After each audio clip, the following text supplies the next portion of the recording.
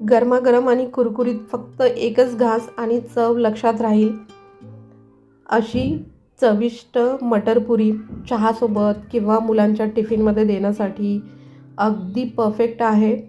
नमस्कार, मी वर्षा. आज आपण बनवणार आहोत खुसखुशीत असे मटर पुरी. चला तर पाहूया. मी गव्हाचं पीठ घेतलं आहे. हा नाश्ता आपण गव्हाच्या पिठापासून बनवणार आहोत. आणि 3 ते 4 चमचे बारीक रवा बारीक किंवा जाड घेतला तरी हरकत नाही, कारण जेव्हा आपण पीठ मळतो तेव्हा रवा सॉफ्ट होणारच.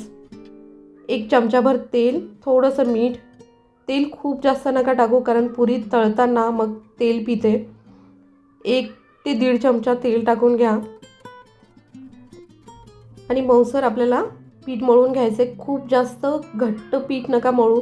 नॉर्मल जसं आपण पुऱ्यांना थोडंसं घट्टसर पीठ मळतो त्यानुसार नाही, हलकं मऊसर पीठ मळून घ्यायचं आहे. कणकेपेक्षा थोडंसं घट्ट. 1 चमचाभर तेल लावून ठेवा, म्हणजे पीठ छान मऊ राहील. आता हे मटर मी उकळून नाही घेतलेत, कच्चेच मटर आहेत, पण फ्रेश मटर आहेत. 5 ते 6 हिरव्या मिरच्या, तुम्ही कमी जास्त करू शकता. आणि आलं. आता याला थोडंसं जाडसरच वाटून घ्यायचं आहे मिक्सरमधून. आता कढईमध्ये 1 चमचाभर तेलामध्ये याला परतून घ्यायचं आहे. हे कच्चे मटर आहेत, तर आपण थोडेसे शिजवून घेऊया. याच्यामध्ये तुम्ही जिरं किंवा लसूणही घालू शकता तेलामध्ये. मी तेलामध्ये छान परतून घेतलं आहे. आता ह्याच्यामध्येच मसाले टाकून घेऊया. 2 चमचा साधारण धने पावडर, अर्धा चमचा चाट मसाला किंवा आमचूर पावडर, थोडंसं लिंबू पिळलं तरीही चालेल. चवीनुसार मीठ. आपण हिरवी मिरची वापरली, त्याच्यामुळं आपण इथे लाल तिखट नाही वापरलेलं. आणि बेसिक मसाल्यापासूनच आपण आज पुरी तयार करणार आहोत. खूप जास्त मसाले वापरायची गरज नाही आहे. आता ह्याला छान परतून घ्यायचं आहे तेलावरती. मटरला थोडंसं पाणी सुटतं, आपण मीठ टाकलं आहे. आता त्याच पाण्यावरती आपल्याला 2 मिनटं शिजवून घ्यायचं आहे. झाकून ठेवूया. 2 मिनटानंतर परत छान परतून घेऊ. हे मटर बारीक आहेत, त्याच्यामुळं खूप जास्त वेळ नाही लागणार याला शिजायला. थोडंसं पाणी सुटतं, त्याच्यामुळं आपल्याला 1 ते 2 चमचे बेसन घालावं लागेल, कारण आपल्याला पुरीमध्ये स्टफ करायचं आहे. ओलं असेल तर पुऱ्या फुटतील आपल्या, म्हणून बेसन टाकून घ्या. बेसन घातल्यानंतर आपल्याला परत 2 मिनटं झाकून ठेवावं लागेल, कारण बेसनचा कच्चेपणा परत राहणार नाही पुरीला.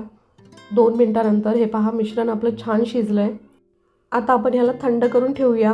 असंच तुम्ही फ्रीजमध्ये जरी ठेवलं थंड करून तरी 2 दिवस टिकतं ते मिश्रण. आयत्या वेळेला पटकन आपण पुऱ्या करू शकतो. आता हे पिठाला परत 1 चमचाभर तेलामध्ये मऊ करून घ्या. खूपच जास्त घट्ट झाला असेल तर थोडंसं हाताने आपण मऊसूद करूया, म्हणजे आपली पुरी फुटणार नाही.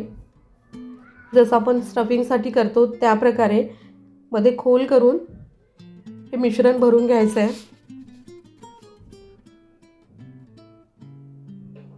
हे पहा, वरपर्यंत छान भरून मिक्स करून आणि हे असं बंद करून घ्या आणि हाताने गोलसर करा, म्हणजे काठापर्यंत छान मिश्रण जाईल. आता हलक्या हाताने आपण पुऱ्या लाटून घेऊया. याच मिश्रणाचं तुम्ही पराठे लाटून करू शकता. हे सेम मिश्रण तुम्ही कचोरीमध्ये वापरू शकता किंवा असंच पुऱ्या करू शकता. त्या पुऱ्या खरंच खूप टेस्टी लागतात. मुलांना टिफिनमध्ये देण्यासाठी याच प्रकारे पुऱ्या किंवा पराठे अगदी सोप्या पद्धतीने होतात. मटर शिजवायची गरज नाही आहे. अगदी मिक्सरमध्ये वाटून 2 ते 3 मिनटं फ्राय करून घेतलं तर खुसखुशीत अशा पुऱ्या तयार होतात. हे पहा, खुसखुशीत अशी मटर पुरी तयार आहे. तुम्हाला माझा व्हिडिओ आवडल्यास चॅनलला लाईक, शेअर, सबस्क्राईब करायला विसरू नका. परत भेटूया नवीन रेसिपीसोबत. थँक्यू.